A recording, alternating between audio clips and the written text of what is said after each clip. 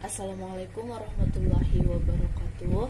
Hari ini kita lanjutkan lagi pembelajaran kita, yaitu tentang yang B-nya, unsur penyusun senyawa karbon. Nah, minggu kemarin kalian sudah mempelajari terlebih dahulu apa itu unsur penyusun senyawa karbon sampai dengan senyawa hidrokarbon. Oke, sekarang Ibu jelaskan sedikit-sedikit. Lihat bukunya halaman 6, unsur penyusun senyawa karbon. Bagaimana cara mengetahui unsur-unsur yang terkandung dalam senyawa karbon? Nah, namanya saja senyawa karbon. Karbon itu kan berarti dia unsurnya adalah C. Karbon itu dia unsurnya adalah C. Berarti dalam senyawa karbon itu artinya ada unsur yang mengandung unsur C. Berarti dia ada mengandung unsur C. Kemudian ternyata selain mengandung unsur C, senyawa karbon juga mengandung unsur lain. Nah, ternyata pada senyawa karbon ini dia juga mengandung unsur yang lain, yaitu seperti H, O, dan N. H itu hidrogen, O oksigen, N itu adalah nitrogen. Nah, ingat ya, senyawa karbon itu ternyata tidak hanya dalam senyawanya itu terkandung huruf C atau unsur C, yaitu ada juga unsur H, O, dan N, hidrogen, oksigen, dan nitrogen. Kemudian keberadaan unsur C dan unsur lainnya seperti H dalam senyawa karbon dapat ditunjukkan oleh reaksi oksidasinya. Nah, ternyata dari reaksi oksidasi itulah yang bisa kita menentukan bahwa dia adalah senyawa karbon. Nah, reaksi oksidasi yang sempurna akan mengubah unsur C menjadi senyawa CO2 dan unsur H menjadi senyawa H2O. Kemudian keberadaan C dalam CO2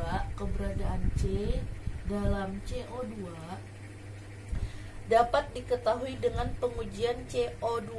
Gas CO2 itu akan memperkeruh larutan CaOH2 akibat pembentukan endapan CaCO3 yang berwarna putih. Nah, di sana ada senyawanya. Untuk yang karbon, kita dapat melihatnya pada si CO2, yaitu dia berada pada gas CO2-nya itu akan memperkeruh larutan CaOH2 kali. Nah, di sana ada senyawanya, yaitu CO2 plus CaOH2 kali akan menjadi CaCO3 plus H2O. Nah, ini senyawa dari senyawa karbon yang diketahui dengan pengujian gas CO2. Nah, kemudian untuk keberadaan unsur H menjadi senyawa H2O dapat diketahui dengan pengujian H2O. Nah, untuk unsur H kita dapat mengetahuinya pada pengujian H2O. Di sana ada juga senyawanya, di mana nanti H2O itu akan mengubah warna kertas kobalt klorida dari biru menjadi merah jambu. Nah, di sana ada senyawanya, COCl2, CO itu kobalt, akan menjadi, jika kita oksidasi dia dengan H2O, nah ini artinya dioksidasi, dia akan menjadi COCl2 kali 6H2O. Nah, ini adalah senyawa atau reaksi dari pengujian H2O untuk unsur H yang berada pada di senyawa karbon.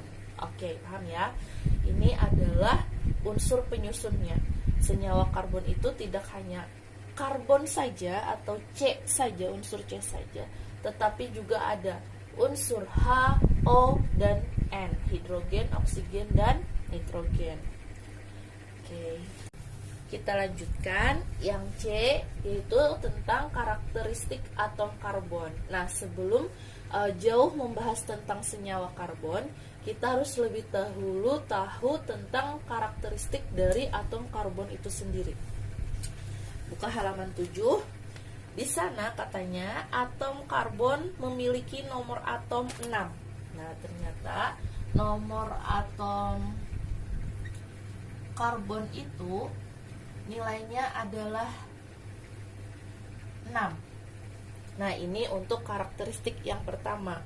Kemudian, karakteristik atom karbon berkaitan dengan letak atom karbon dalam tabel periodik unsur. Nah, jika kalian punya tabel periodik unsur, kalian bisa lihat di sana. Dapatkan dan menyebutkan golongan dan periode atom karbon dalam tabel periodik unsur. Nah, kalian bisa melihat di sana pada tabel atom periodik unsur. Atom C itu berada di golongan berapa dan berada pada periode berapa. Nah, ternyata si atom karbon itu kalau pada golongan, dia berada pada golongan 4A. Nah, apakah benar? Lihat di tabel kalian masing-masing. Kemudian, kalau pada periode dia berada pada periode 2. Nah, oke. Ternyata atom karbon itu memiliki nomor atomnya senilai 6. Kemudian atom C itu berada pada golongan 4A dan periode 2A. Kemudian arti dari golongan dan periode ini, atom karbon memiliki 2 kulit dan 4 elektron valensi. Nah, harusnya kalian ini sudah bisa menentukan bagaimana menghitung kulit dan menghitung kulit atom dan menghitung elektron valensi si atom C ini. Oke. Ternyata kulit dari si atom C ini adalah 2 dan elektron valensi dari si atom C ini adalah 4. Oke, kalau kalian masih kurang paham atau tidak ingat dengan pelajaran yang dulu, ini semester 1 kelas 1 kalau nggak salah, untuk mencari kulit dan elektron valensinya tentang golongan dan periode ini, Ibu bahas sedikit untuk mencari kulit dan elektron valensi ini dilihat dari golongan dan periode. Oke. Karena dia memiliki nomor atom 6, langkah pertama kita mencari dia konfigurasi elektronnya. Ingat, langkah pertama cari konfigurasi elektronnya. C, nomor atom C adalah 6. Kita menggunakan yang prinsip Aufbau, yaitu 1s2, 2s2, 2p. Karena sudah 2 tambah 2, sini berarti supaya dia 6 berarti 2. Oke, ingat ya, kalian seharusnya sudah belajar ini. Ini menggunakan prinsip Aufbau, SS, PS, BS, dan seterusnya. Oke, karena ini sudah 6 nilai konfigurasi elektronnya. Nah, untuk menentukan golongan dan periode, kalian bisa lihat dari yang pertama, kita lihat golongan dulu. Kita bisa lihat untuk mencari golongan adalah dilihat dari konfigurasi elektron yang paling akhir. Konfigurasi paling akhir adalah 2p2. Karena dia berada pada 2p2, untuk blok P ini, jika dia menggunakan blok P, untuk menentukan golongan, maka P ini ditambah dengan yang S di belakangnya. Nilai dari konfigurasi P yang di belakang ini ditambah dengan S yang di belakangnya. Sehingga P itu ditambah dengan S yang di belakangnya. Sehingga nilai dari P ini atas ini kan nilainya P2 ditambah dengan S yang di depannya, di belakangnya ini ada juga S2. 2 ditambah 2 sama dengan 4. Karena golongan itu ditulis dengan huruf Romawi, makanya dia namanya 4. Oke, ini untuk si golongan C. Nah, untuk periode, perhitungan dari periode ini adalah yang terakhir ini. Untuk subkulit terakhir, dia berada pada angka berapa untuk subkulit terakhir? Dia kan 2p2. Berarti nilai dari subkulit terakhir ini adalah 2. 2, sehingga dia berarti berada pada periode 2. Andai di sini ada 3S, terakhirnya 3S, berarti dia berada pada periode 3, kulit terakhir untuk periode itu. Oke. Nah, kemudian untuk kulit itu artinya kulit sama dengan periode.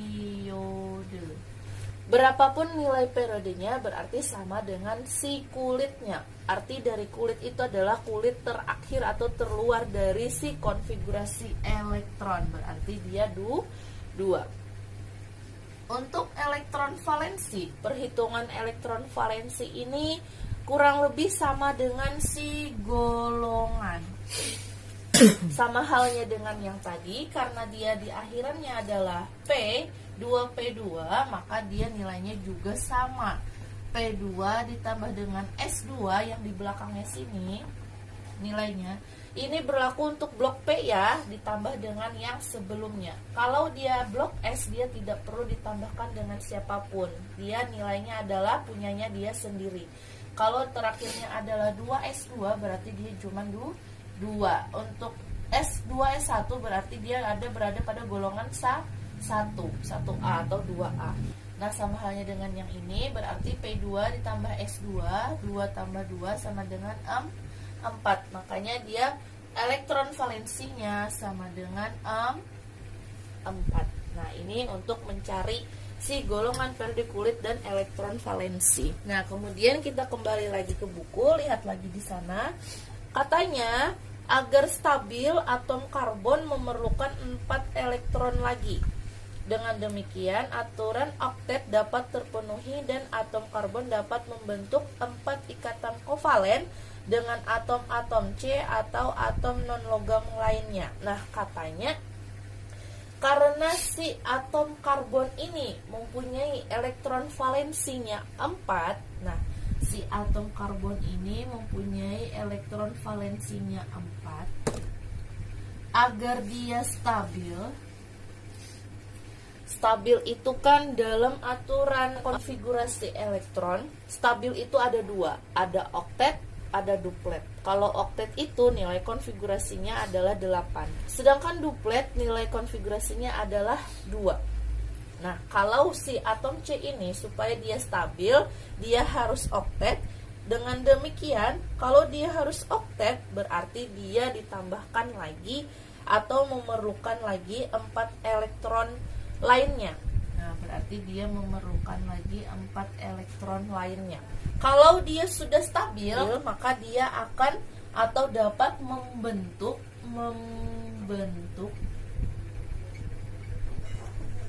ikatan kovalen dengan atom C atau non-logam lainnya,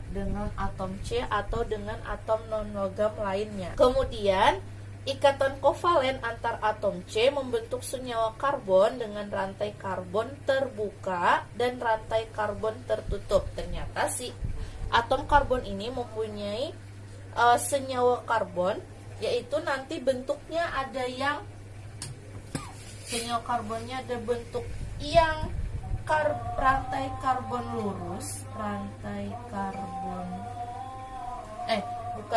karbon terbuka.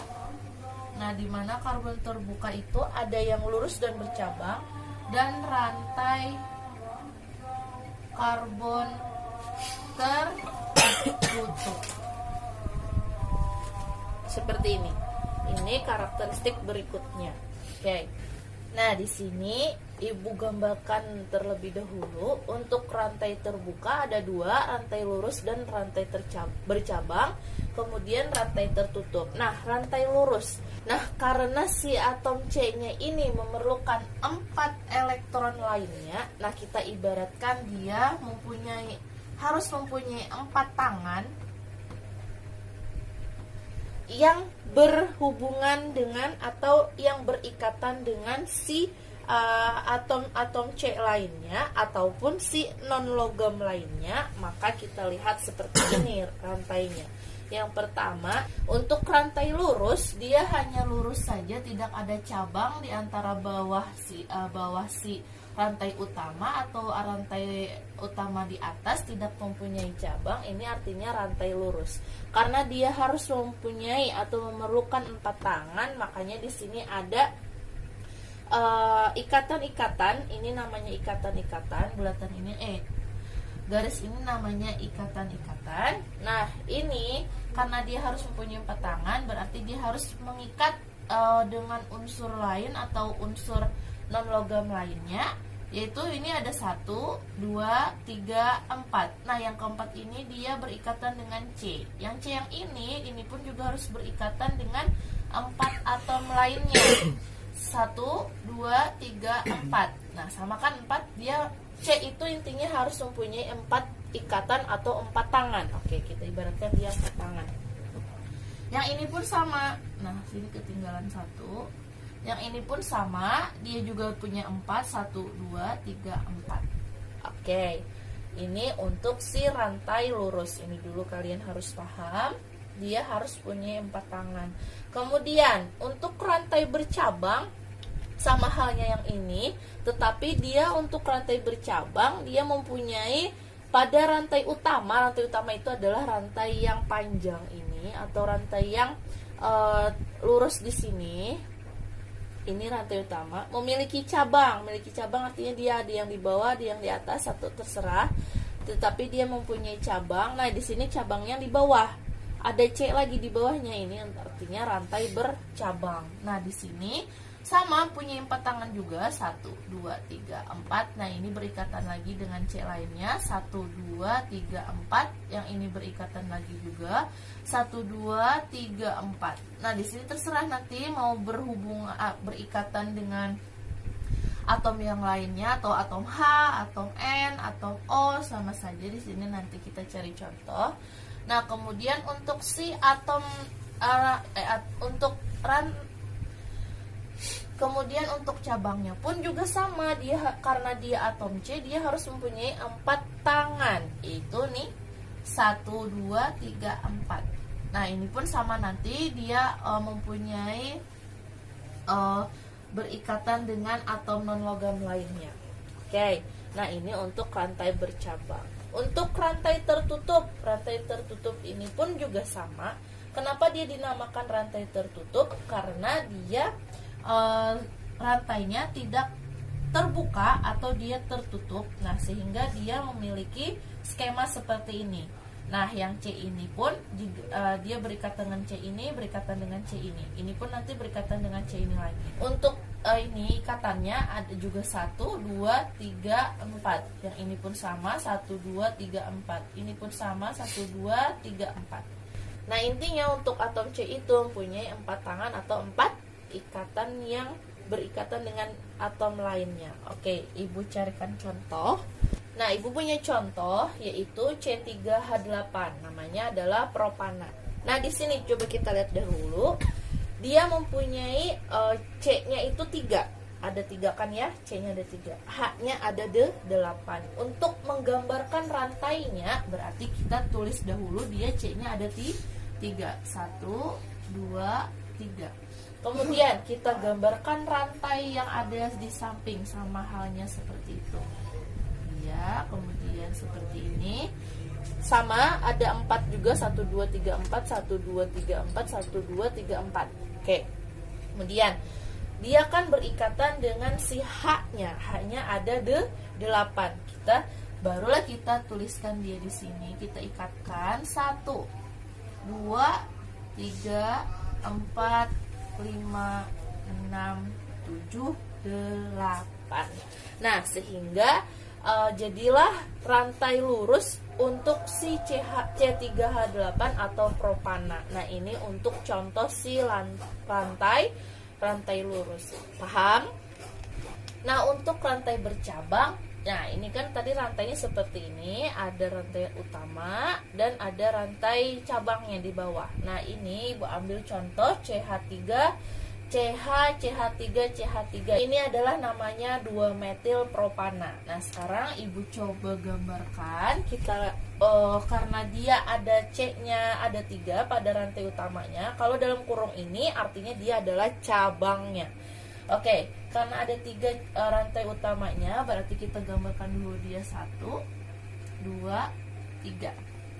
Nah, setelah C yang kedua ada tanda kurung, itu artinya dia cabang. Maka karena dia cabang, baru kita kasih dia ikatan 1 ke bawah, yaitu C, atau ke atas juga boleh. Nah, di sini karena dia semuanya adalah C, karbon C atau atom karbon, maka dia harus mempunyai 4 ikatan atau 4 tangan. Ya, kita gambarkan lagi 1, 2, 3, 4, 1, 2, 3, 4, 1, 2, 3, 4. Di sini hanya ada berapa, kita hitung untuk rantai utamanya. Nah, ini untuk ketinggalan 1, 2, 3, 4. Untuk rantai utamanya ada 3 tambah 1, 4 tambah 3, 7. Yang ini untuk si atom C yang di bawah 7. Berarti kita hitung dulu 1, 2, 3, 4, 5, 6, 7. Kemudian untuk si C cabang ada 3. Berarti di sini 1, 2, 3. Nah, seperti ini gambaran untuk yang si rantai cabang. Dia juga tetap mempunyai 4 ikatan, 4 tangan untuk si atom karbonnya. Oke, paham? Ini untuk si rantai cabang. Nah, untuk rantai tertutup, Ibu ambil contoh yaitu alisiklis. Nah, alisiklis ini yaitu rantai tertutup ini. Dari ini kita uraikan dia menjadi berikatan dengan si atom hidrogen, yaitu menjadi seperti ini.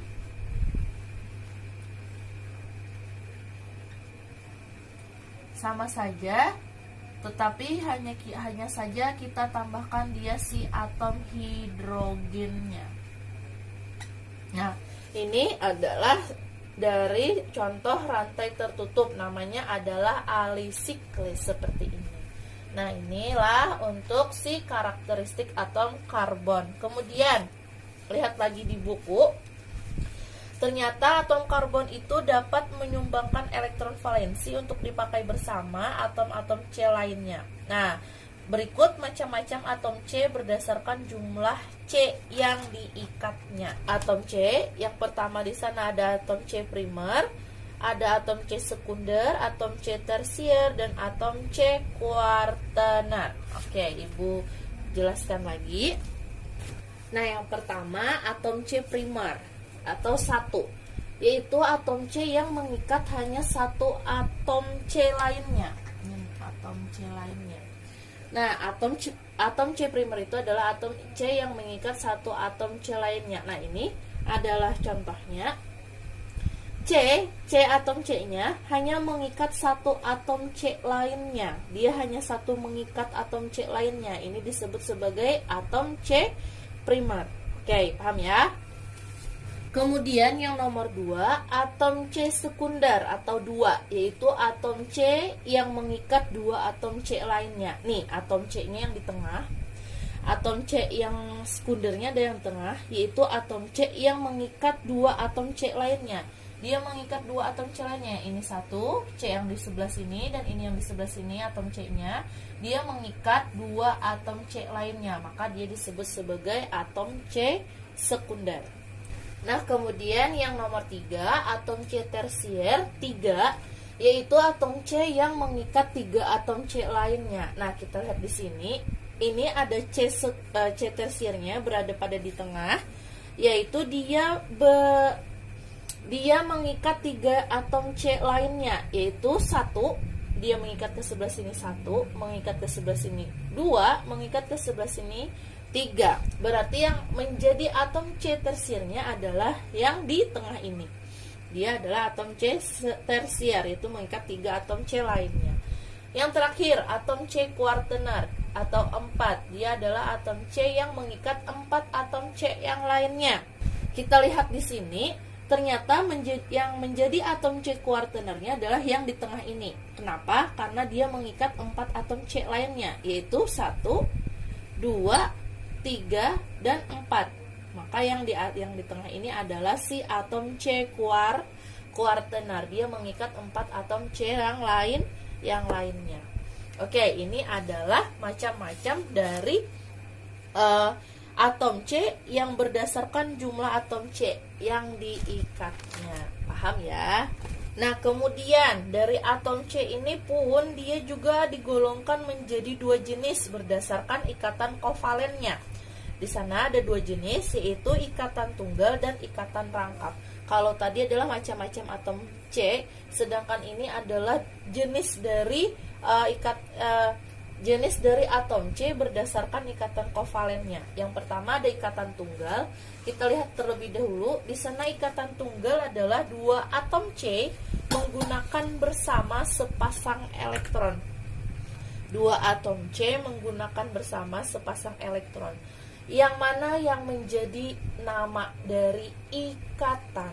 Yang menjadi nama dari ikatan adalah yang antara kedua C-nya. C yang di sini dan C yang di sini.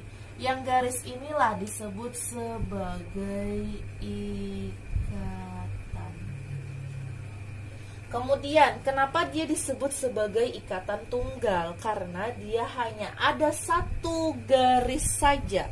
Kalau dia 1 garis, artinya dia namanya adalah ikatan tunggal di antara 2 C. Oke? Kalau dia ada C lagi, Bu, boleh. Kalau dia ada C-nya lagi, misal dia berikatan lagi dengan C lainnya atau dengan C lainnya lagi, yang ini juga disebut sebagai ikatan, di mana ikatannya adalah ikatan tunggal karena dia hanya ada 1 garis saja. Oke, paham? Nah, kemudian ikatan rangkap, di sana ikatan rangkap ialah 2 atom C menggunakan bersama 2 pasangan elektron. Ikatan rangkap 2 atau 3 pasangan elektron atau ikatan rangkap 3. Ternyata ikatan rangkap ini terbagi menjadi 2. Ikatan rangkap 2 dan ikatan rangkap 3. Nah, yang pertama ikatan rangkap 2. Ikatan rangkap 2 ini ialah yang paling mudah diketahuinya dari si ikatannya yang mempunyai 2 garis ikatan. Nah, ini merupakan ikatan rangkap 2-nya. Ikatan rangkap 2. Yang ini merupakan ikatan rangkap 2. Oke, paham ya? Kalau yang di atas tadi adalah ikatan tunggal. Kalau dia mempunyai 2 garis, berarti dia mempunyai... Kalau dia mempunyai 2 garis, berarti dia ialah ikatan rangkap 2. Ini adalah ciri-ciri utamanya. Dia mempunyai 2 garis yang berada pada si C yang satu dengan C yang lainnya. Oke, ini adalah ikatan rangkap 2. Nah, kemudian untuk ikatan rangkap 3, kalian juga pasti sudah paham cirinya, yaitu dia mempunyai 3 garis. 1, 2, 3 di antara 2 C lainnya. Atau jika ada lagi atom C yang lainnya juga bisa disebut sebagai, kalau dia terdapat 3 garis ikatan, berarti dia adalah ikatan rangkap 3. Oke. Nah, ini adalah 2 jenis ikatan yang ada pada si atom C atau atom karbon. Oke, paham ya sampai sini? Nah, ini ada soal, carilah masing-masing contoh senyawa contoh senyawanya dari ikatan tunggal atom C dan ikatan rangkap, di mana nanti ikatan rangkap ini yang rangkap 2 dan si rangkap 3-nya, oke? Dari atom C. Nah, minimal senyawanya itu minimal 2 senyawa contohnya. Kemudian jika kalian sudah dapat, kalian bisa uraikan seperti yang contoh di buku tadi yang ini. Uraikan seperti ini, yang ikatan tunggal gimana, ikatan rangkap 2 gimana, ikatan rangkap 3-nya gimana dari si senyawa itu. Oke, paham ya soalnya? Sekian dulu dari Ibu penjelasannya, kita sampai di sini dulu. Untuk selanjutnya minggu depan insyaallah Ibu jelaskan lagi. Semoga kalian paham dan mengerti. Assalamualaikum warahmatullahi wabarakatuh.